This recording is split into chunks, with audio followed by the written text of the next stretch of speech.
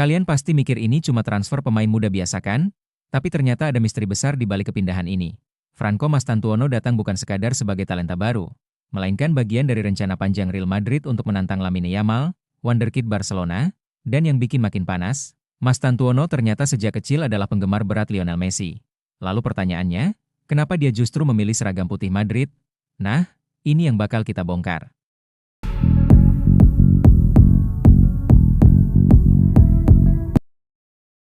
Bukan cuma itu, Florentino Perez sendiri yang turun tangan memperkenalkan Mastantuono. Dia menyebutnya sebagai salah satu permata terbesar sepak bola dunia, bahkan sampai dikaitkan langsung dengan legenda Madrid, Alfredo Di Stefano. Artinya, Madrid nggak main-main. Dari awal Mastantuono memang diproyeksikan jadi simbol baru klub. Iya guys, dengar baik-baik, Mastantuono datang dengan misi besar, mengikuti jejak Alfredo Di Stefano. Bedanya, kalau Di Stefano baru gabung Madrid di usia 27, Mastantuono sudah masuk di umur 18, artinya apa? Madrid ingin dia jadi wajah klub untuk jangka yang jauh lebih panjang, dan ini makin gokil. Karena Xabi Alonso langsung siapkan 3 skema berbeda dengan Mastantuono sebagai starter. Entah dimainkan di kanan 4-3-3, jadi pengatur di 4-4-2 berlian, atau ditarik ke tengah. Dalam 5-3-2, satu hal jelas, Mastantuono bukan pemain cadangan. Dan bukan hanya itu, nilai investasinya aja udah jadi bukti seriusnya Madrid. Lebih dari 60 juta dolar, atau hampir 1 triliun rupiah, dikeluarkan untuk anak 18 tahun ini. Kalau kalian pikir ini pembelian biasa, tunggu dulu. Karena di balik angka itu ada misi khusus, menciptakan rivalitas langsung dengan Lamine Yamal, pemain yang saat ini jadi wajah baru Barcelona. Ini lebih gila lagi bro. Secara resmi Madrid memang gak pernah bilang, kami beli Mastantuono buat saingi Yamal. Tapi tekanan itu udah kebaca jelas. Lamine jadi simbol masa depan Barca, dan sekarang Mastantuono jadi simbol masa depan Madrid. Rivalitas El Clasico di level senior aja udah panas, sekarang mereka bikin panggung baru di level generasi muda. Tapi masalahnya bukan hanya itu bro. Karena kalau kita lihat lebih dalam, Mastantuono datang dengan persaingan internal juga. Ada Nikopas yang sementara ini masih dicomo. Ada Rodrigo yang posisinya abu-abu karena negosiasi keluar. Ada Arda Güler yang disayang banget sama staf pelatih.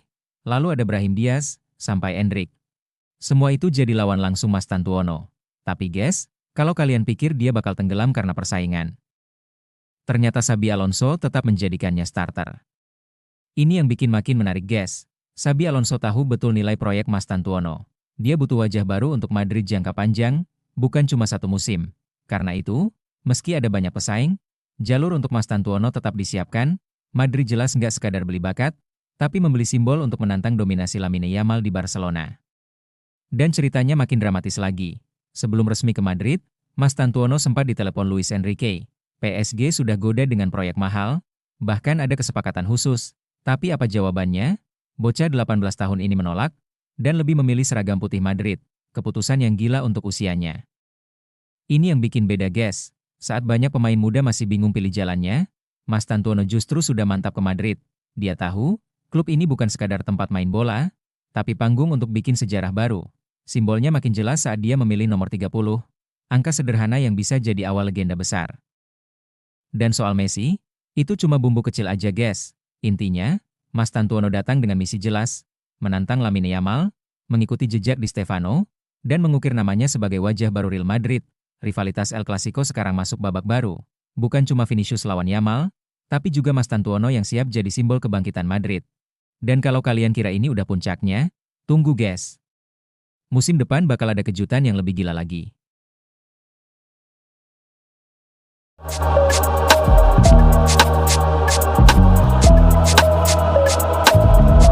Lo tahu nggak guys, ada kalanya di sepak bola, skor nggak ditentukan dari jumlah gol.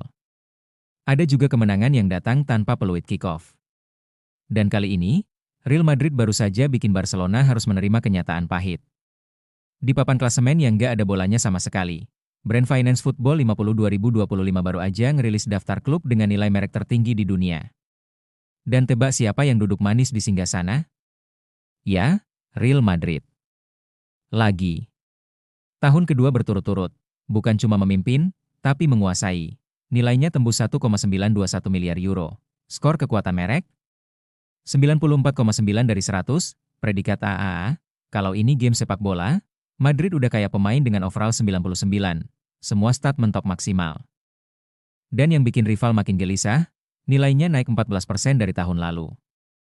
Dalam bahasa sederhana, mereka udah di puncak, masih sempat-sempatnya naik lagi. Itu kayak orang kaya yang nambah hobi beli pulau. Tunggu dulu, guys. Ini bukan sekadar angka di laporan. 4 tahun beruntun, Madrid memimpin kekuatan merek global.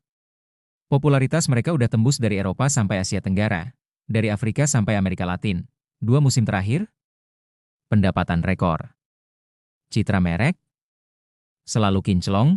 Lalu, kita lihat Barcelona di urutan kedua. Nilainya 1,7 miliar euro, naik 11%. Lumayan sih. Tapi jaraknya hampir 200 juta euro. Fans Madrid langsung nyindir. Gap 200 juta itu udah cukup buat beli pemain bintang plus stadion baru di Minecraft. Dan lucunya, ini kali pertama sejak 2021 dua klub teratas sama-sama dari Spanyol. Jadi di atas kertas, La Liga bisa pamer. Tapi buat fans Barca, posisi runner-up ini rasanya kayak. Udah lari sekencang-kencangnya, tapi garis finishnya masih kelihatan jauh, dan lawan di depan malah sempat dada sambil senyum. Peringkat 3 dipegang Manchester City, 1,4 miliar euro, ironisnya malah turun 11%. Liverpool di posisi 4, nilai sama tapi naik tipis 2%. PSG di urutan 5, naik 13%. Bayern Munchen ada di posisi 6, naik 1%. Sisanya di 10 besar, mayoritas dari Liga Inggris, Manchester United dan Arsenal sama-sama di angka 1,2 miliar euro. Chelsea di 961 juta. Tottenham nutup dengan 798 juta euro. Tapi apapun angka klub-klub itu, sorotan kamera tetap ke Madrid yang duduk sendirian di puncak. Media Spanyol langsung pasang headline, Madrid tak tertandingi, Barcelona harus mengakuinya. Di Twitter dan TikTok, isinya perang komentar, fans Madrid bilang, ini bukti klub kita bukan cuma raja Eropa, tapi raja dunia. Fans Barca balas, tunggu aja El Clasico, angka ini nggak nolong di lapangan. Tapi ada juga yang lebih pedes, kalau ini lomba branding, Barca juara. Instagram Story.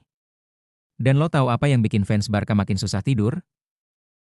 Kenaikan Madrid ini konsisten setiap tahun. Kalau tren ini lanjut, jaraknya bisa kayak sungai yang nggak ada jembatannya. Pertanyaannya sekarang, guys. Kalau di luar lapangan aja mereka segala ini, gimana kalau musim depan Madrid juga sapu bersih trofi?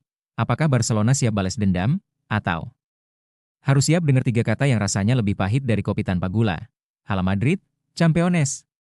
Franco Mastantuono, gelandang muda yang baru menginjakan kaki di Santiago Bernabeu. Malah menyebut Messi, bukan Cristiano Ronaldo.